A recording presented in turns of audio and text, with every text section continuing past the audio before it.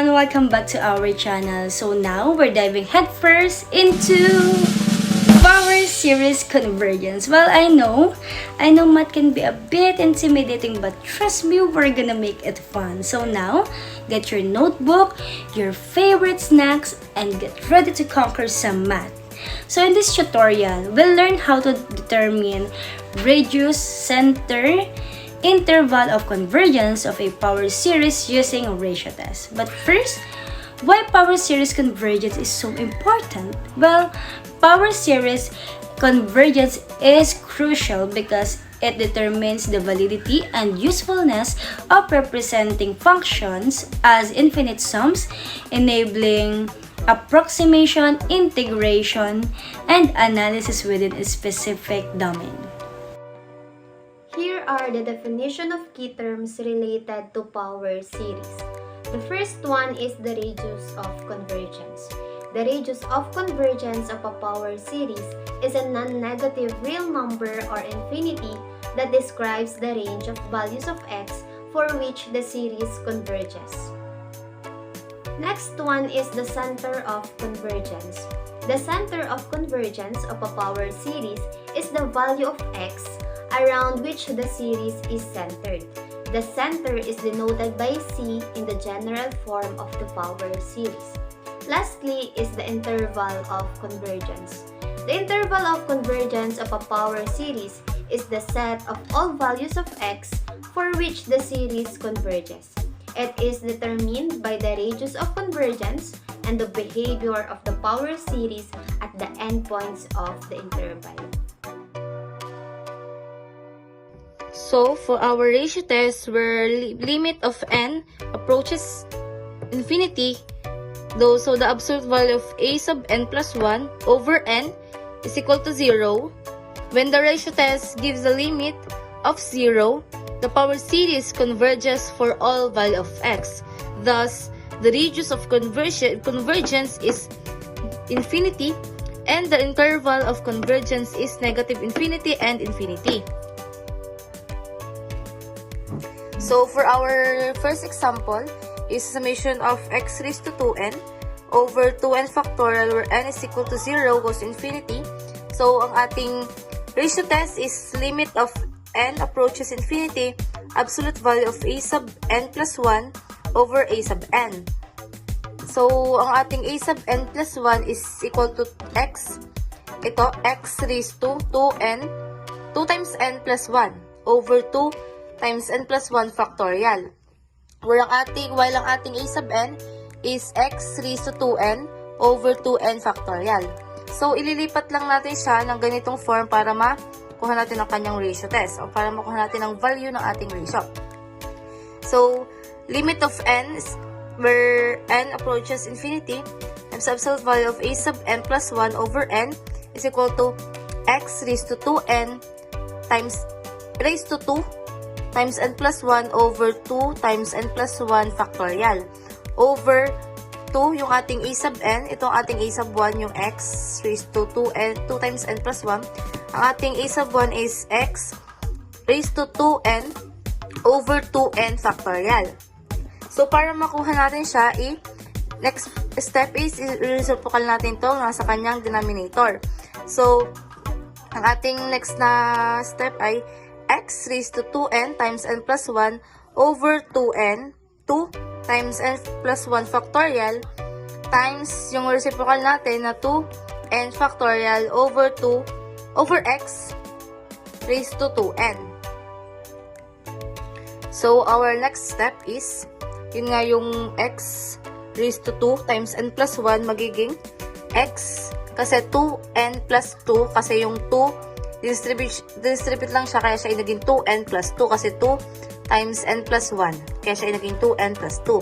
So, x raised to 2n plus 2 over yung ating 2 times n plus 1 naging 2n plus 2 factorial. So, iti-times pa natin siya sa ating reciprocal where na 2n factorial over 2 over x raised to 2n.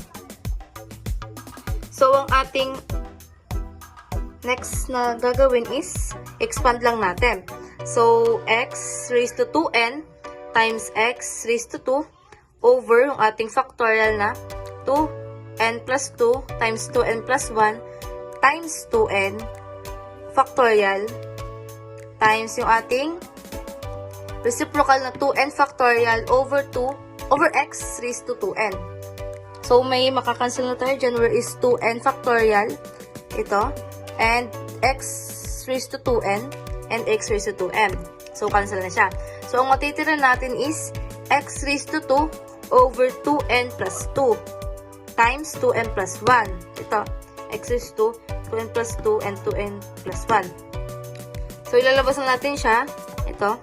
So, x squared times the limit of n approaches infinity, kasi x siya.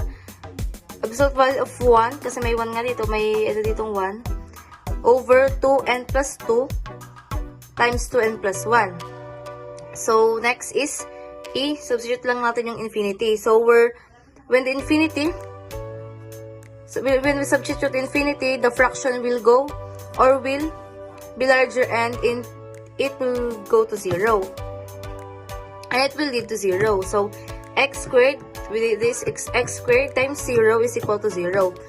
And ang atin pong radius dun sa ating problem, sa ating condition kanina is the r is equal to infinity. And ang ating interval ay negative infinity and infinity. Since we already done to case 1, and I hope you understand, so let's proceed to case 2, where limit absolute value of a sub n plus 1 over n, where n approaches to infinity, is equal to infinity. When the ratio test gives a limit of infinite, the power series converges only at the center and diverges elsewhere. Thus, the radius of convergence is equal to 0, and the interval of convergence is the center. Sinasabi dito na kapag nakuha nating sagot is infinite, the radius of convergence is equal to 0, and the interval of convergence is the center. To better understand the case 2, I have an example. For example, summation of the quantity of 3n plus 1 factorial times the quantity of 2x minus 1 raised to n is equal to 0 to infinite.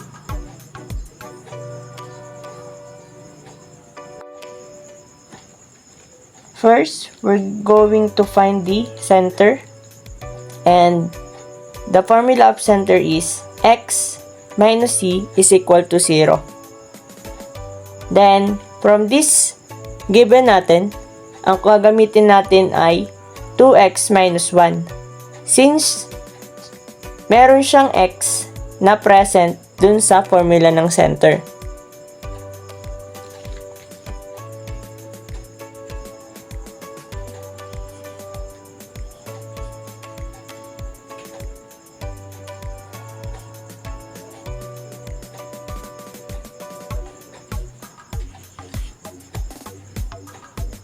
Then, by using addition property,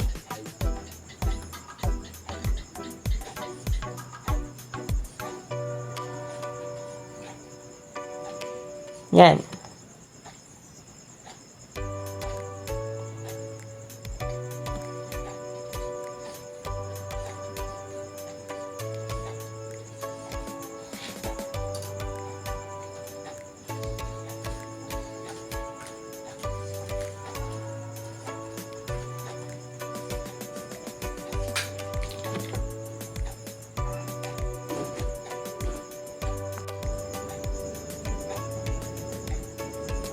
Since nakuha na natin ang center, let's proceed naman sa ratio test.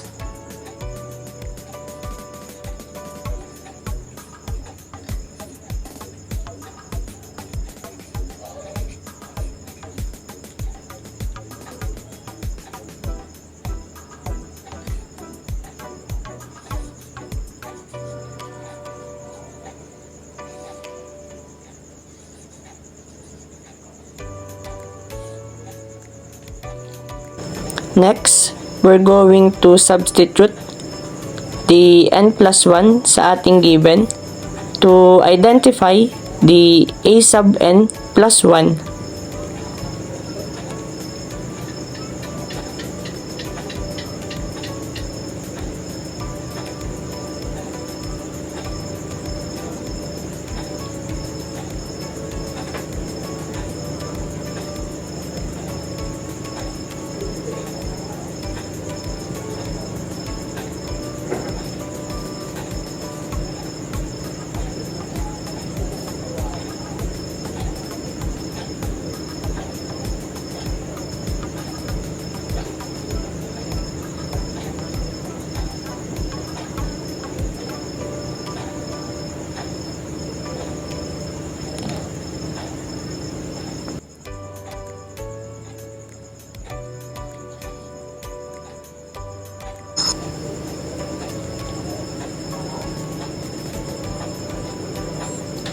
Then for our a sub n, copy lang natin yung ating given.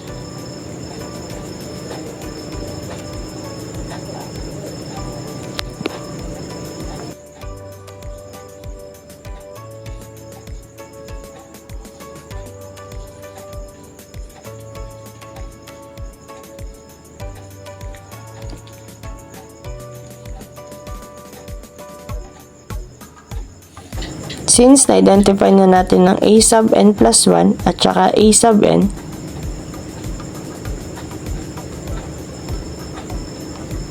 isa-substitute naman natin ang ating mga value.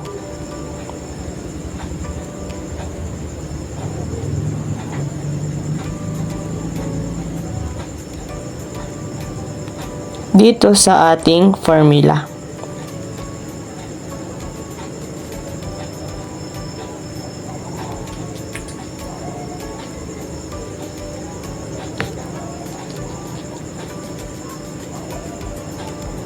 I-copy lang natin ang ating a sub n.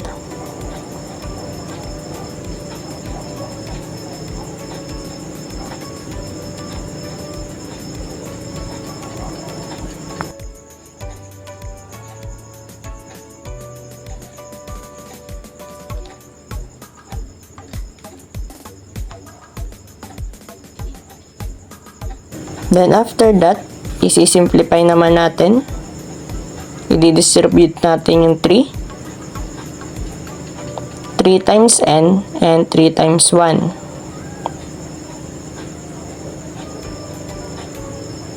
3 times n is equal to 3n plus 4. Since 3 times 1 is 3 plus 1, then huwag kakalimutan yung ating factorial. And based dun sa exponent rule, paghihiwalayin natin yung n at saka yung 1.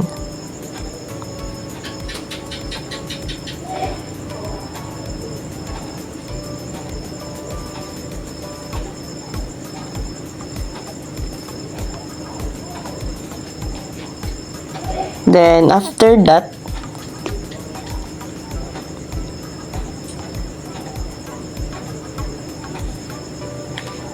kokopyahin lang natin yung nasa denominator.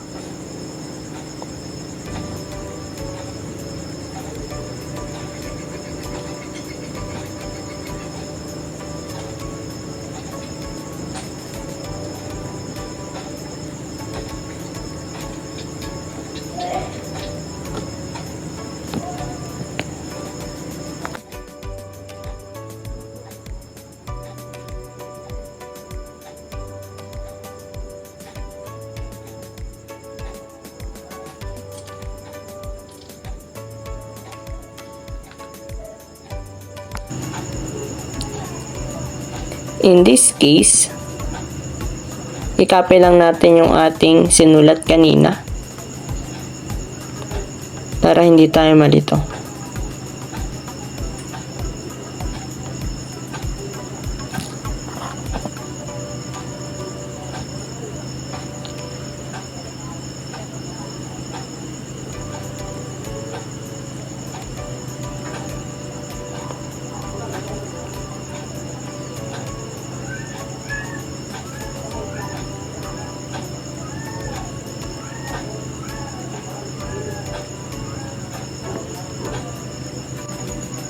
And kung mapapansin nyo, pare-parehas lang naman siyang may 3n and may kasamang constant. So, pwede na natin alisin yung constant and isulat na 3n cube. Since tatlo nga siya. And copy lang natin yung 2x minus 1.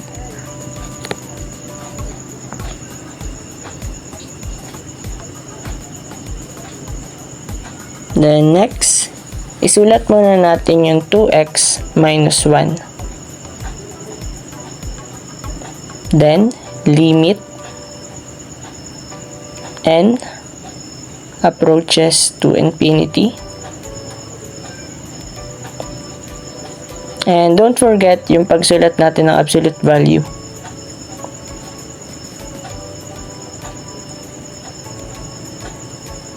Then, substitute lang natin infinite dun sa n.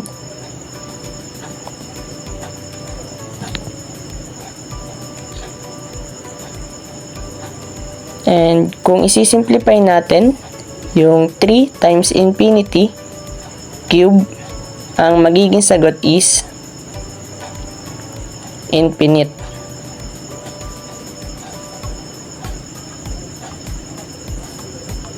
Then, times 2x minus 1.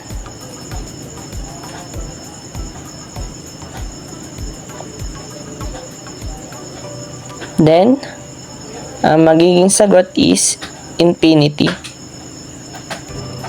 Since the ratio test gave a limit of infinite, the power series diverges for all values of x except the center. The radius of convergence is equal to 0 and the interval of convergence is the center, which is the 1/2.